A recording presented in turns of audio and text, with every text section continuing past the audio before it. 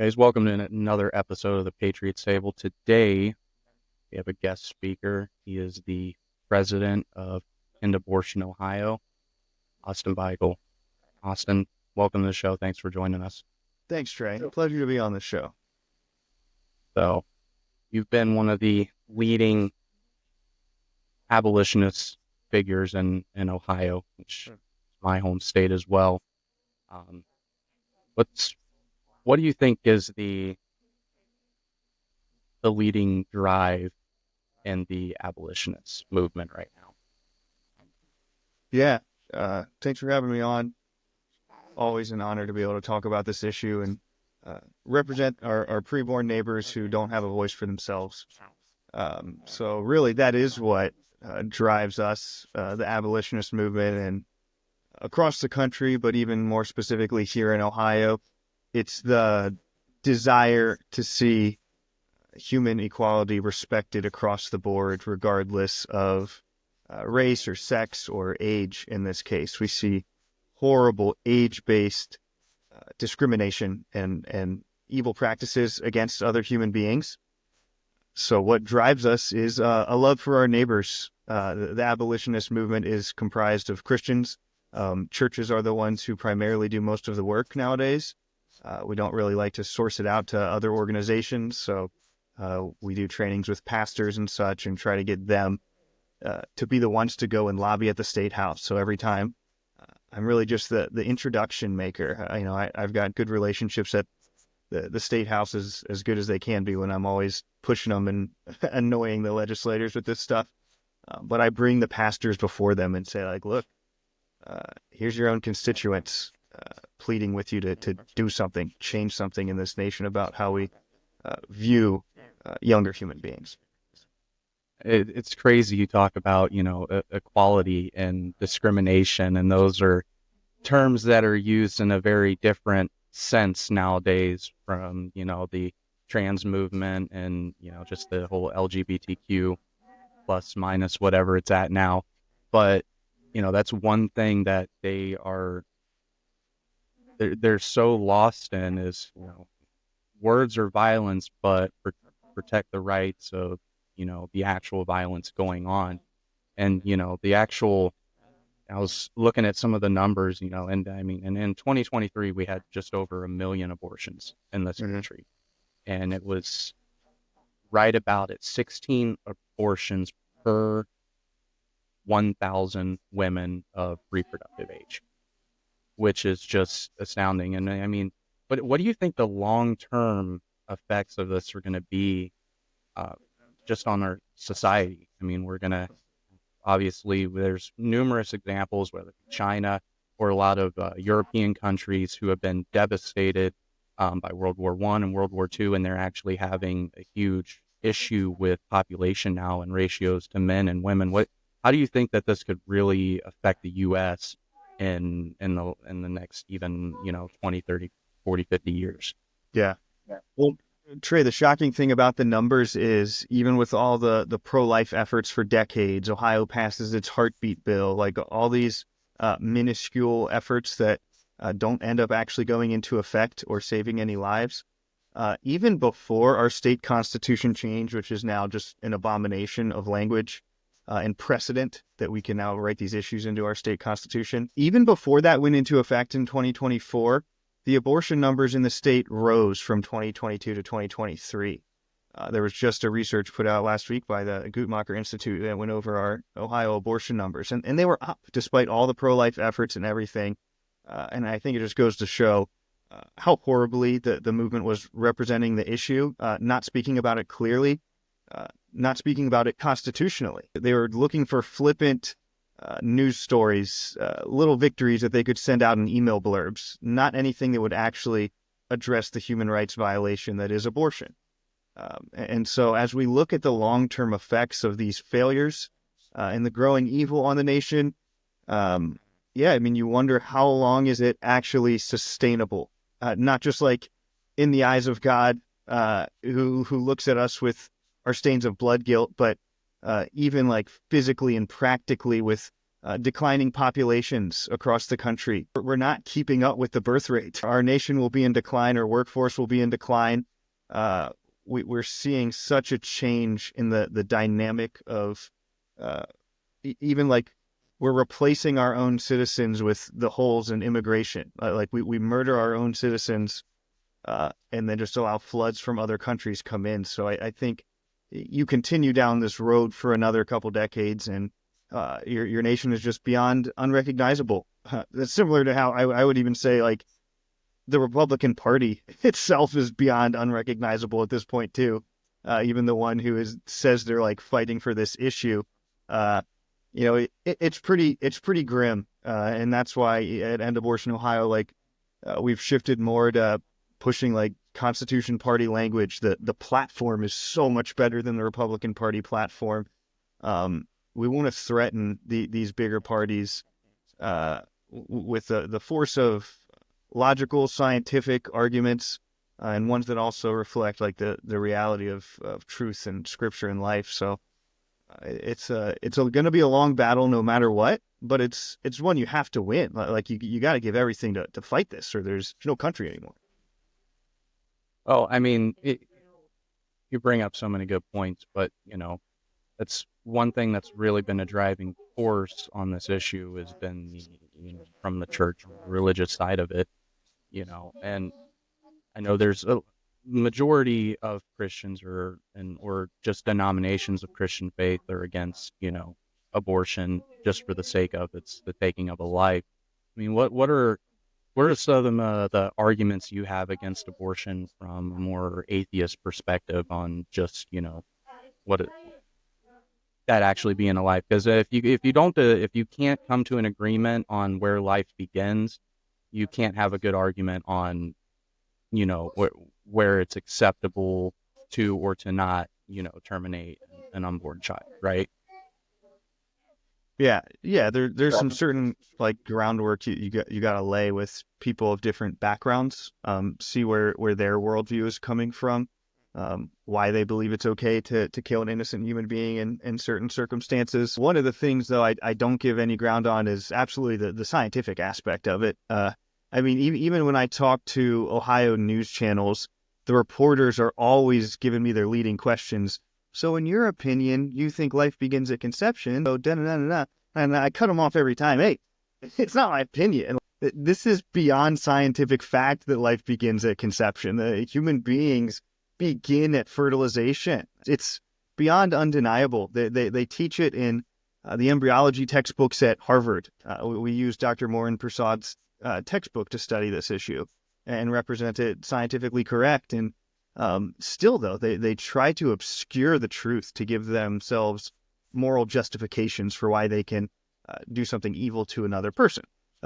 Really similar to other forms of discrimination we've seen throughout history against people with different skin color. In this country, specifically, Black people were treated horribly, and their rights were taken away for like these arguments that they're kind of less than human, and people will use horrible reasoning to justify that. So I'll never give an inch on the science. I'll never allow somebody to even say, I don't think life begins at conception.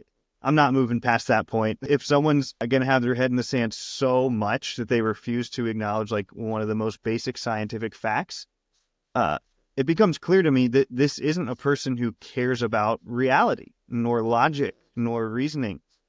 Their heart is set on doing evil for a variety of different reasons, and it becomes a heart issue. So some people get tied up there. The atheist that might concede the scientific points and say, hey, yeah, I agree it is a human being. I still think we can kill him. Now, I hear that all the time, too. And how you respond to that argument is you start to get into a question of morality. And Right. someone who refuses to acknowledge objective morality or God or anything like that, really all you can do at that point is either, present the gospel to them, present the truth to them in that sense, but also poke holes in their flawed worldview. And by that, I mean expose the inconsistencies.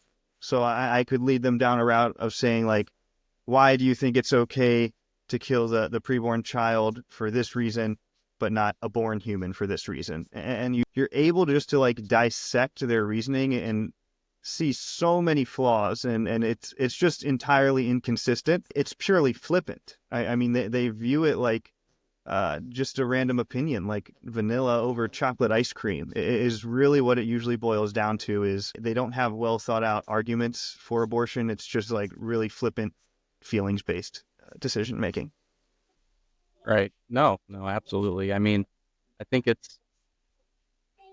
one point it's almost like they're denying a whole stage of human development Yeah. or evolution. I mean, a 5-year-old looks nothing like a 70, 80, or 9-year-old, in their lifespan, just because you can't, you know, oh, that doesn't fully look like a person yet. I've heard that Mhm. on the news numerous times. It's just a fetus. It doesn't even look like a baby yet, which that's even been debunked on how young an unborn child can actually really start having features of a baby. Yeah. And then, one thing one statistic I saw that was crazy, and I want to get your thoughts on it, that in 2023, 1% of abortion patients did not even identify as females. Do you think there's a big link to the LGBTQ movement in the abortion argument You said 99% of patients did not identify what exactly as females? They as were getting abortions. females. Yeah, they don't even identify as the criteria to actually Yeah. to Well, be I able can to tell be. you, I can tell you, I've done a lot of counseling outside of abortion centers, trying to offer hope and adoption to the women going in instead of what they intend to do. And I'll tell you, every single one who's pregnant and walks in there is a woman. Like, it doesn't matter what they identify as, but yeah, I would say there's a connection in the worldview of uh, they share like total liberation of I'm not bound by uh, morality or reality. I'm not bound by the science. I'm not bound by an obligation to be kind to my neighbor. It's just me. It's me. It's all self-centeredness. Is you look at some of those studies as well, and it's about that high percentage of women who say they're having the abortion just for convenience. Don't want it. It would be annoying. It would harm my career, my education, my time. My body will feel uncomfortable if I'm pregnant. They like the activities that lead up to pregnancy, and then it's just a convenience thing after that. They just want no consequences for that type of lifestyle. So yeah, you see the LGBT movement. It's sexually explicit and devious, and they're living liberated in that form. So yeah, there's more unplanned pregnancies, as they call them, in that. So people end up at the abortion centers. And, and then this is just in my personal view. I feel like when you really get through all the crap of the argument of abortion, it really, to me, seems like it's not an issue of, you know, women's rights, my body, my choice. It's not about, rape or incest or the child's not going to have a good life. I mean, I, I know numerous people that, grew up in horrible lifestyle that ended up being really great people and getting married and having families and really making something of themselves. But it seems to me that it really boils down to not wanting to have the responsibility or the inconvenience of having a child. And these people will Mm-hmm. agree with virtually anything to have the excuse of, oh yeah, I can just end this child's life and continue to have fun. And I Mm-hmm. guess it it almost goes, to me, the abortion argument goes so much deeper than just even abortion, because that just shows a tremendous breakdown in society. You have a huge breakdown in society and the family dynamic to where, you know, that, I Mm. mean, you look at it 100, 150 years ago, 14, 15, 16-year-olds, they were moved out. They were getting married. They were starting families. They were Yep. starting their own, you know, their own life at such a young age. And now we have young adults and in their all throughout their 20s and well into their 30s now that are just interested in partying, doing their own thing, and not having anything. They don't want anything tying them down. So the only reason I think the abortion has gotten so much traction in even the past decade is the complete breakdown in our society and how people actually want to take responsibility for their lives and do something, Mhm. and it's not just about having fun. I mean, what do you think? Yeah.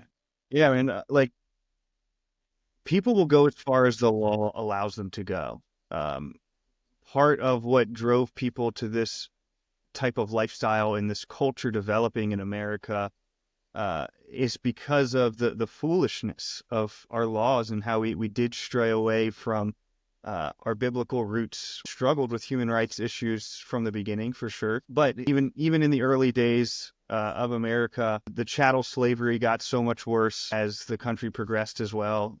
Abortion was, uh, added through the sexual revolution as the centuries went by, and uh, we just started thinking like, yeah, we're more enlightened.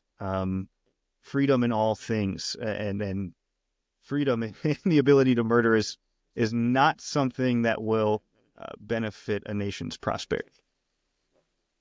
No, absolutely. I mean, and this is, if you look back to the, you know, even the ancient Aztecs that were involved in human sacrifice and stuff. You know, Mm-hmm. I can't wrap my mind the fact that, you know, everybody in, you know, modern society will be like, oh my gosh, that was such a dark, evil time of human history. Yet, you know, we're here.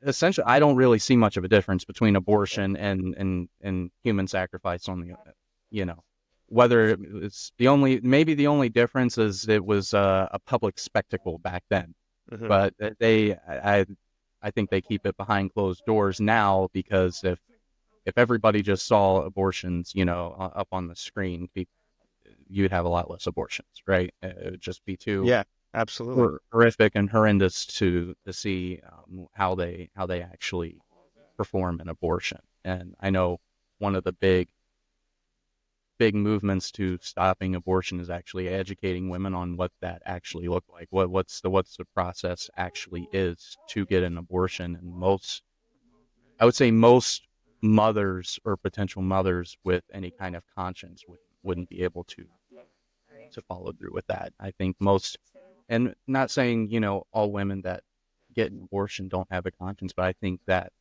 the medical system and the government has done a very, very good job of misleading people and blinding them to the truth of what actually is being done Mm-hmm.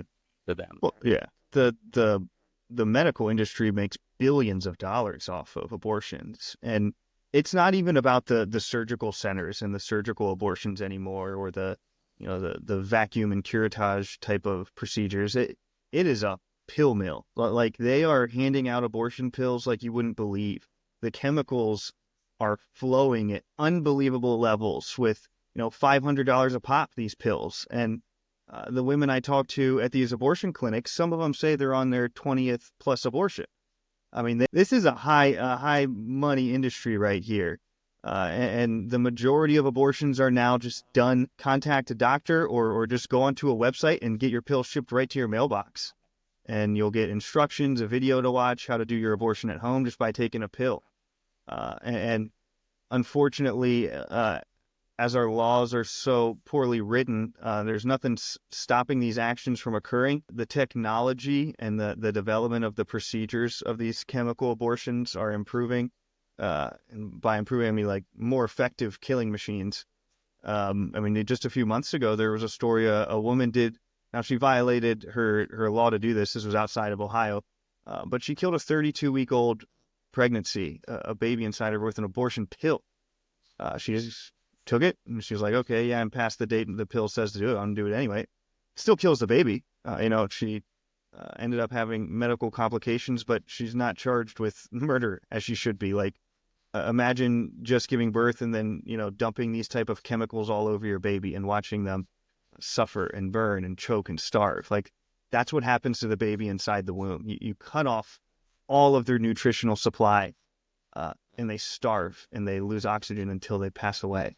Like, it is incredibly violent what people are doing, and they're doing it in their own bathroom. They'll take the pill in their kitchen, and a few days later they're bleeding and a baby's coming out. I mean, that's how it's happening, man. It's a horrifying scene that is behind closed doors, like you say. So that's part of like why at End Abortion Ohio we are so forward with our language. Like, when we were opposing issue 1, man, people were putting out signs that were trying to obscure the language.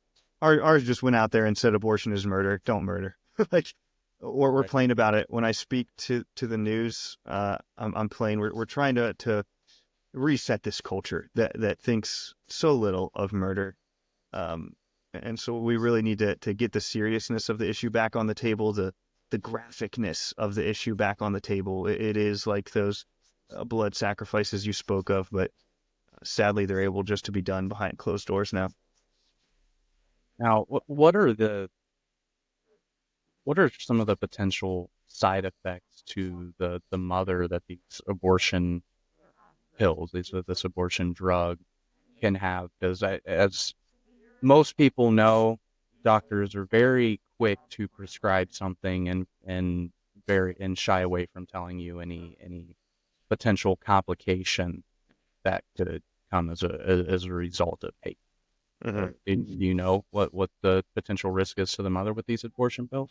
Oh yeah, I mean there's all sorts of stuff it can be linked to. Now, we're talking about a very liberal medical field that absolutely does not want to study these things or push these types of studies. But there have been connections drawn to like types of ovarian cancer. Infertility as a whole can occur as you're constantly dumping your womb and your very intricately crafted biological and sensitive region with foreign chemicals that are designed to shut off all nutritional supply in it. So future fertility definitely becomes an issue. Um, and I can a imagine lot of the that if effects are unknown as we go it decades. kills a baby, it's got to be harmful to the person taking it. I mean, that's to me. I'm not a doctor or have no medical training, but to me that just would seem common sense. Your body still has to break it down and send it to where it's going to go. So whether you're an adult or an unborn child, it's got to have some kind of negative effect Yeah. on the mother. It's not healthy physically, emotionally, spiritually, for sure. Morally, it's abortion is a gross, nasty, unhealthy thing all around. I imagine with your organization, you guys you've probably talked to a lot of women that have had an abortion Mm-hmm. and has very very deep traumatic regret in it. What's a couple of the main things that they tell you about the deep regret that they feel with that? Yeah, such a great question. I'll tell you, the women who did decide to do that before and have regretted that and repented of those decisions, those women are strong, like our strongest supporters, wanting to be out there and tell women about the truth of this issue. So I love, especially with the female legislators who are more sensitive to these type of discussions, bringing a woman who's had an abortion before uh, up to her, and those women will be the absolute first ones to tell you, I murdered my baby. But like the women who have healed from that by processing it and understanding what grace and love looks like, the most powerful testimonies you'll ever hear on these issues are from women who've had abortions before. They'll speak so plainly about it.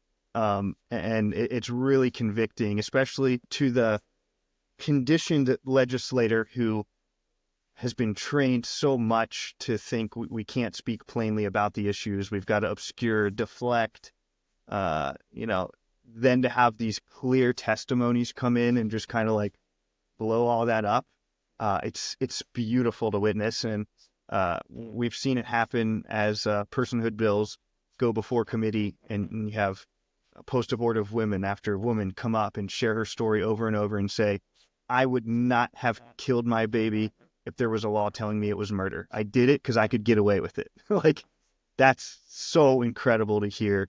And we need more women to understand the grace of God on this issue, and that through repentance and trusting in Christ, you can be forgiven through all things. And your whole perspective on the issue and all that guilt can vanish. It's beautiful. I,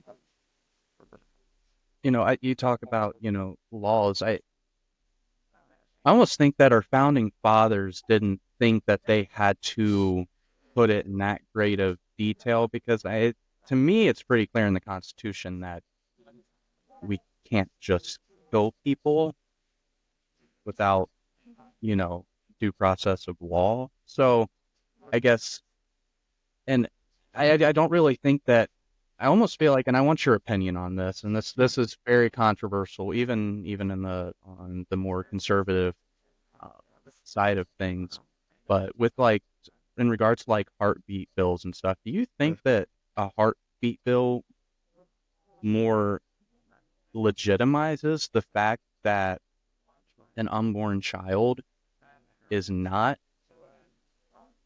a person until there's a heartbeat, and it actually more gives the abortion movement a leg to stand on, and actually makes it the argument more real for them with legislation like that?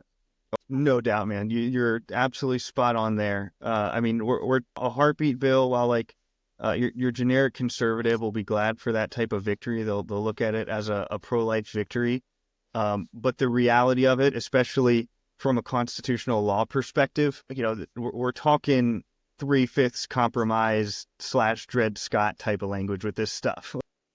Right. All you're doing is further entrenching that the preborn is not a human being.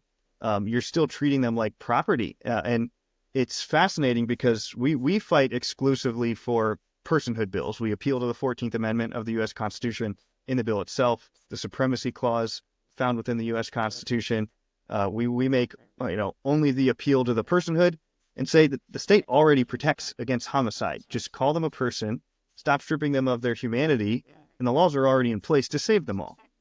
Similar to how we just had, that's how you had to end slavery, essentially, is just acknowledge their humanity and their personhood. We already have the rest of the laws in place. So whether that would take another amendment on the U.S. Constitution right now, I'm not sure. Like, I guess I wouldn't be opposed to that, because apparently there is such a lack of clarity on what a human being is for some reason. Well, I think that shows just the grade of our society, because it wasn't, like I said, I don't think our founding fathers thought that they had to include language like that, Oh because yeah.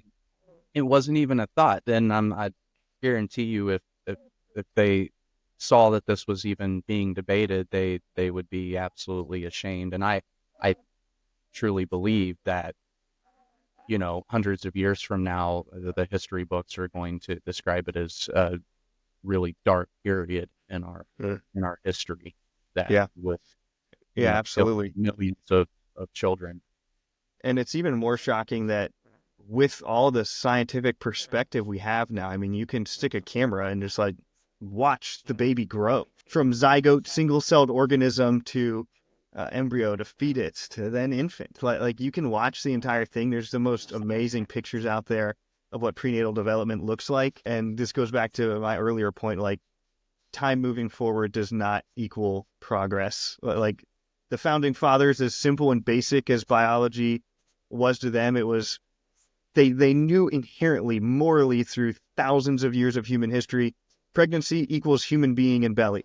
Like it Right. doesn't get more simple than that. And it was absolutely understood that's what it was. And now we have this incredible advanced technology where you can see everything. And suddenly people start making the argument, no, it's not human. It's something else, just a clump of cells. And that's why I say like the lack of scientific acknowledgement is so beyond ridiculous.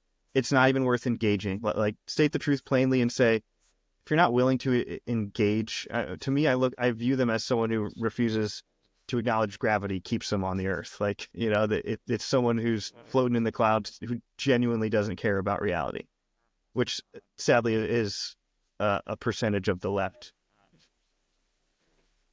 Well, I I'm almost convinced. I really am almost convinced that they know, Mhm. and there's agenda. And this, I guess, this is where I sound more like a conspiracy theorist. But we've spent 30 minutes now talking about a lot of common sense stuff, and I don't think that a lot of the people pushing this stuff, pushing this science, are stupid. I don't think they're genuinely stupid. I think they're probably pretty smart people. So it's got to make you wonder what's the ulterior motive here. What's the end game? Because it's definitely not, oh, we just want women to have freedom, more freedom. Yeah. I refuse to believe that that's really the end game with this. Whether it be a thing for big pharma, I mean, the number one thing that big pharma uses with abortions is the tissue, and they use that in vaccines. And the vaccine Mhm. industry Yep. is the biggest industry in the country. I mean, it's pharma is more profitable than war in our country, and it's Yep. becoming like that on a global scale. So, I mean, do you think it's more those kind of things that are pushing this agenda, or do you think there's something even more sinister behind this whole thing? Yeah, I'll say both for sure. Like the big pharma type of thing that's gotten out of control, and so much government overreach, and the crazy sponsorships our government gives to private companies for all sorts of ridiculous studies and vaccine related things. Yeah, and maybe we could get more into this later on, but the IVF industry as well is enormous in big pharma for the research, because they take a percentage of the discarded embryos, the ones they say aren't developing quickly enough, and they'll sell them to research companies. So most of the profits of the IVF don't come from like direct business to patient interactions. It comes from taking their other embryos that they don't want to implant and selling them off to research companies to harvest stem cells and such. So yeah, we've got abominable medical practices going on around the country. And it has to do with the aborted baby parts that come out of the abortions. They'll sell those, research those, as well as whole embryos in freezers. So it's horrible, and I think I am a man of faith who does believe in a spiritual realm as well, and yeah, I think it goes even more sinister than what we see with our own eyes, and that this is the ancient historic practice of seeking blood sacrifice in a way. A lot of that I didn't know, and it's crazy as I'm listening to you that it honestly sounds like some Nazi Germany scientific experiment like level stuff that's going on here. Yeah, Like that's not that doesn't sound like healthcare to me at all. It yeah, sounds very, very dark, and something that they probably don't want really talked about at yeah. all. They're profiting off of the downward spiral of society, and giving giving people what they Mhm. want to hear. Oh, it's not a person. It's you don't want to be inconvenienced, and people are falling for it, and wrapping it in this package in a nice bow of women's rights. But I mean, and I'm sure you agree, but in my opinion, that the biggest thing, and we're both married. I talk to my wife. I have 4 children. The number one thing she lives for is our children. Mhm. I mean, being a mother is the most dearest thing to her. Like, I don't I it's almost genius that they were able to sell the most detrimental thing to women as women empowerment. I Mhm. don't see how they were able to pull that off. That's another reason why I say I don't think these people are stupid. I Yeah. really don't. I Yeah. think they know exactly what they're doing. They know exactly what this is because an idiot couldn't pull this off and sell Yeah. it like Yeah. at all. Yeah. It's the oldest trick in the book, man. Just to like, uh, dehumanize someone and then use some sort of alternate language to obscure what's actually happening. It does remind me of, like early Nazi Germany when you read the testimonies of families who lived there or businessmen who lived there, and they would see the smokestacks going up in the background and know in the back of their mind what they are. But the government was pushing language of improved prosperity and education is occurring. And they would kind of just like chalk those things up in the back of their mind as, "Oh, this is the cost of a developing nation."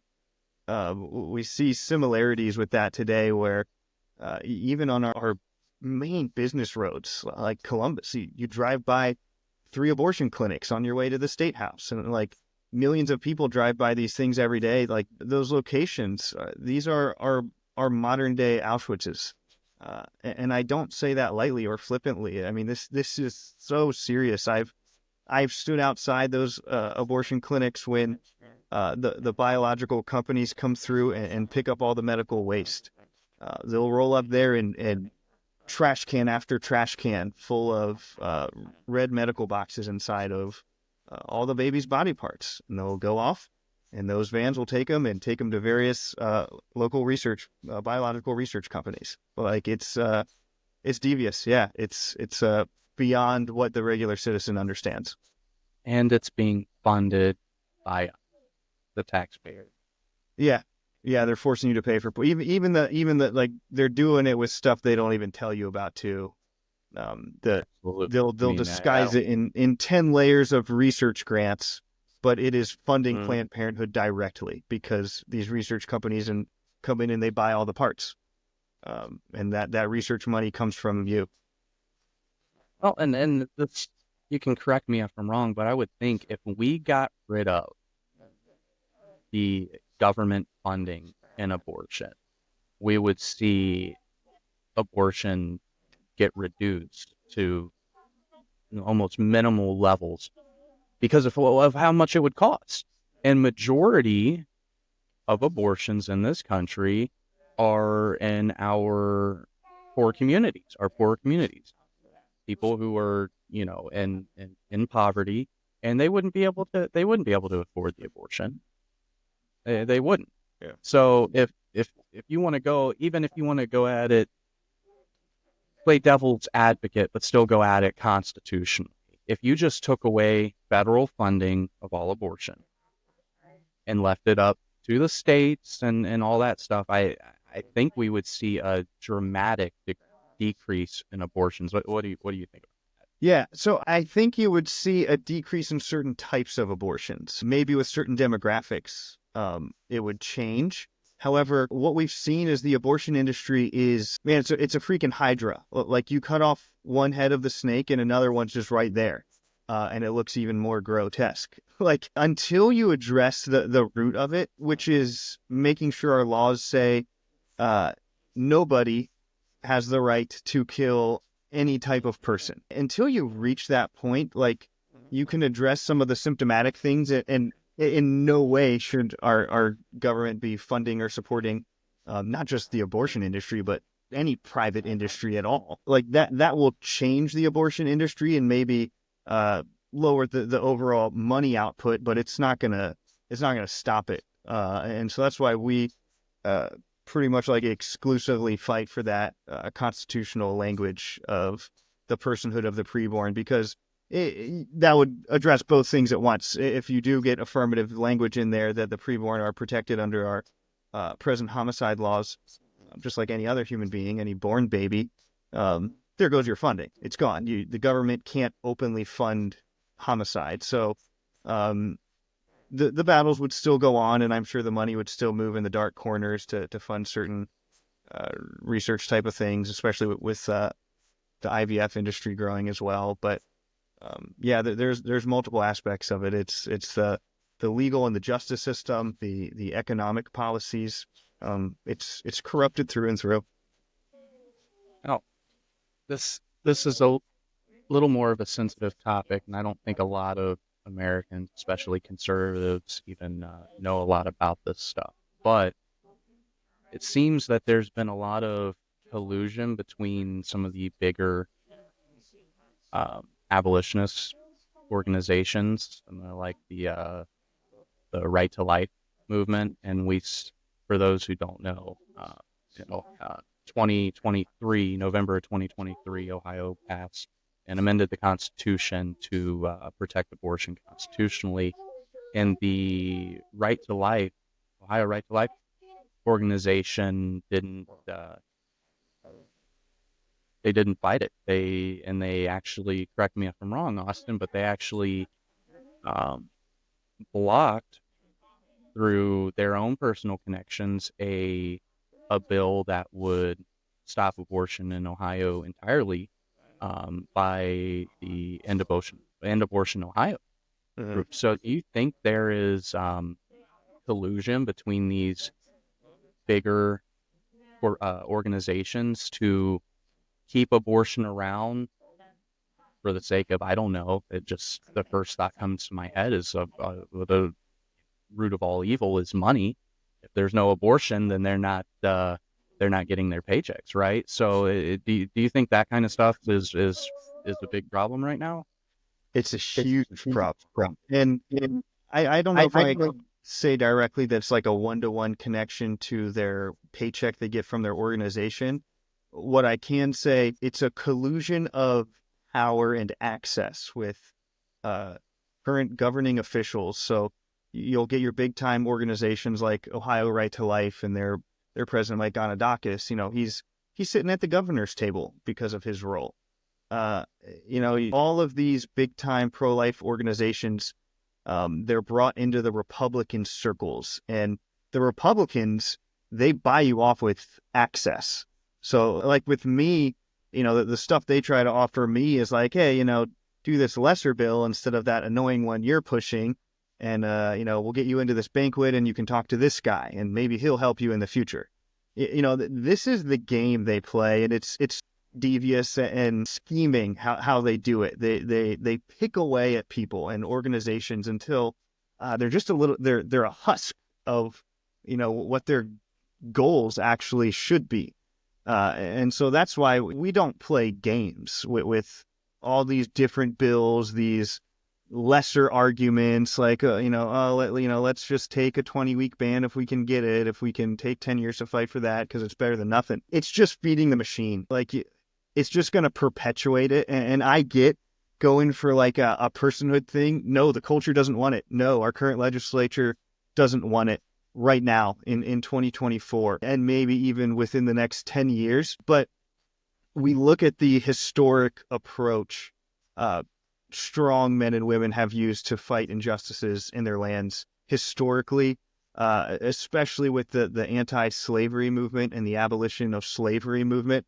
Heck, I got Clarkson's book right here, the abolition of the African slave trade. And you read the lessons of what he said. Read William Wilberforce, his journal as he reflects on his 17-year battle of pushing his slavery abolition bill over and over and over, 17 years straight, understanding, nope, year one, it's going to be mocked. And it was soundly defeated in Parliament.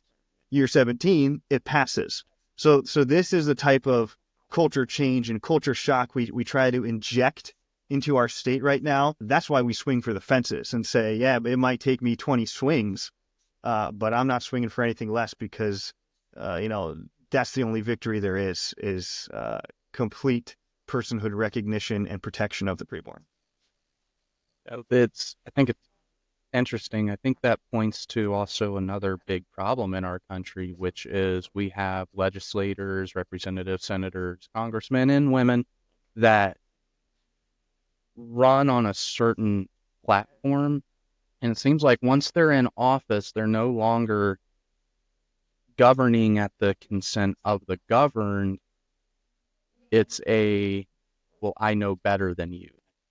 So it's just mind-boggling that you use language like the legislators don't want to. Like in my mind, and how this was set up, and it shouldn't be about whether it's wanted or not. It should be about, well, what does the Constitution say? What does the Bill of Rights say?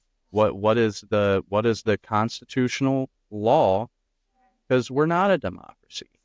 A democracy, the majority wins, regardless of whether it's good or bad. A constitutional republic says, hey, these are the truths that we hold to be true. This is the law. And regardless if the majority of people want to change this, you can't.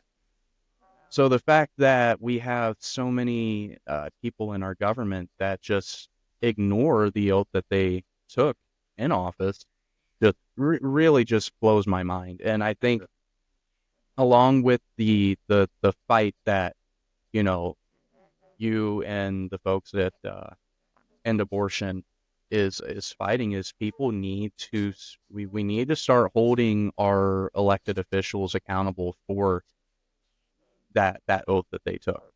And you know what? You don't want to uphold the Constitution, you're out of there, regardless if you're a Republican, regardless if you're a Democrat. It doesn't matter if the GOP is saying, "Hey, this is the best guy." No, if you're not, because the only power they have is the power we give them, and Americans really need to understand that through and through. Yeah, yeah. If I may, I want to encourage the listeners to search your own hearts and your own lives, and really consider running for office yourself at some point, or finding a trusted friend or family member or church member that needs to step up, because so many of these politicians are going completely unchallenged. We've kind of fallen asleep as a citizenry in keeping them in check. And I know there's a lot going on in all of our lives. It's so hard to deal with the economy and all the other issues going on. But that stuff won't go away until you fix it. Like, you, listener, you have to be the ones. Like, no one else is. I founded this organization because I didn't see anyone else preaching this type of language on abortion in Ohio. And here we are 2 years later, about to get our first bill in this January. So, like, you can make it happen. As yourself, as a citizen, you have great power under our beautiful Constitution that enables you to lobby and petition your government. And I'll tell you, I'm our primary lobbyist for our organization too. And I've spoken with every member of the Ohio Republican legislature in the House and the Senate. I can count on one single hand the amount of them who aren't already looking for their next job. Well, like, they've used state legislature as a stepping stone. Your typical House rep will get in there and think, man, this is a 4-year stepping stone, so I can bounce over to the Senate. You know, your senator starts looking at his executive branch options when his term ends. They all want to float and they want to climb.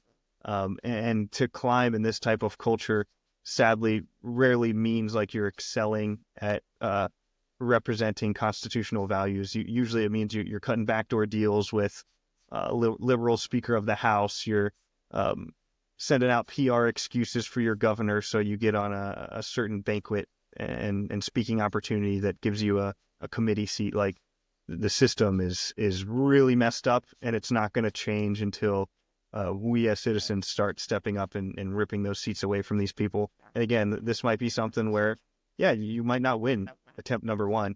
Attempt number 5 in 8 years, when you've done it over and over and over, yeah, you're going to win.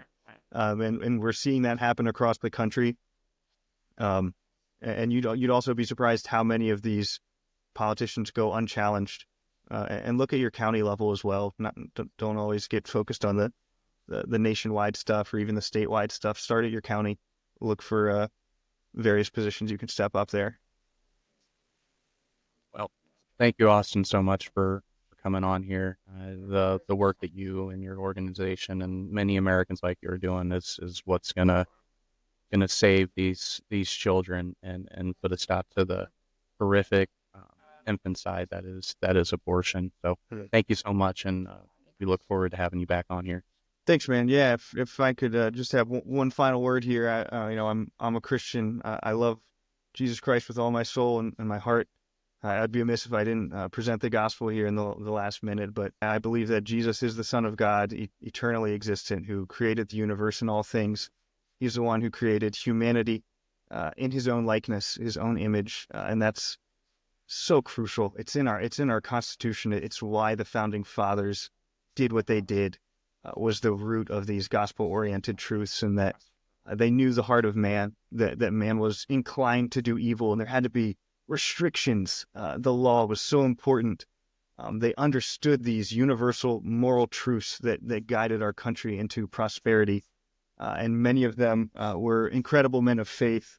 I got a book here, American Christian Rulers. It goes through the first century of America and how essential faith and moral truth was to their daily practice and their governorship, their senatorship. They were leading the forefront with their true heart and their beliefs. That they didn't feel like they had to tuck that away because they knew how intertwined those truths were with our Constitution and why we founded. So, I encourage everybody, read your Bibles, see the gospel that Jesus Christ can forgive all sin, can take a murderer, someone who is the most ravenous pro-abortion person. A year later, they're out there lobbying with me, saying abortion is murder. Like, this is where the transformation will happen. You look at this abolition of slavery; it happened by Christians, not by a bunch of people who didn't have solid worldviews and who didn't understand objective truth and morality. So, definitely get involved. Encourage your church to do this, or go visit a church. So, thanks for having me, Trey. I absolutely love my time here. Love the Constitution Party, and hope to see it grow. So thank you, Austin.